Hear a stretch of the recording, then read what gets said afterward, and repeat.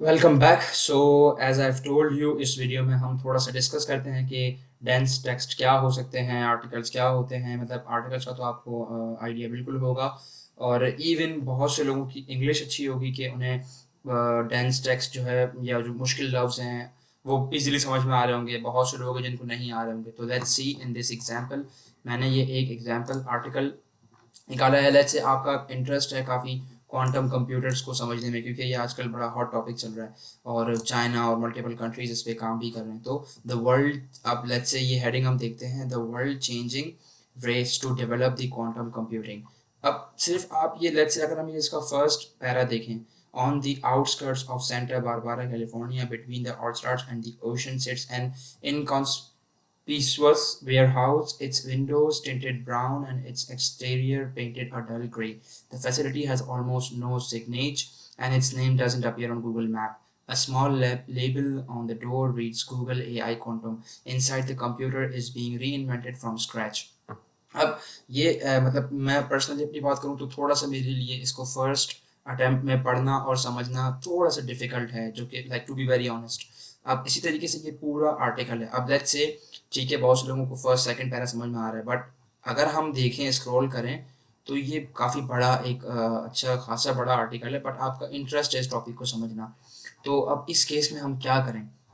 इस केस में हम मल्टीपल ऑप्शंस कर सकते हैं।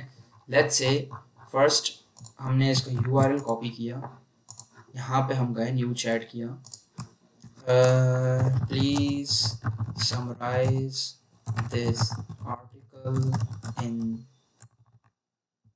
Simple words with with main key takeaways or key points. Now let's see कि ये क्या करता है। अब आप अगर देखेंगे तो ये इसे बिल्कुल समराइज करेगा। Now the article discuss the current state of quantum computing and the ongoing race among nations and companies to develop this technology. Here are the main key takeaways. अब आप खुद को आपको इससे अच्छा आइडिया हो रहा होगा कि इतना बड़ा आर्टिकल।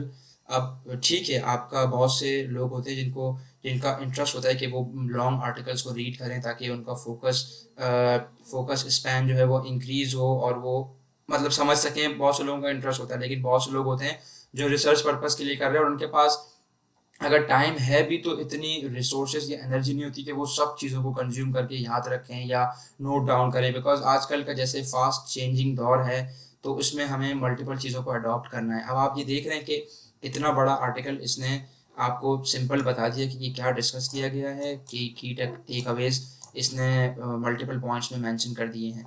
अब एक और एग्जांपल है डेंस टेक्स्ट की।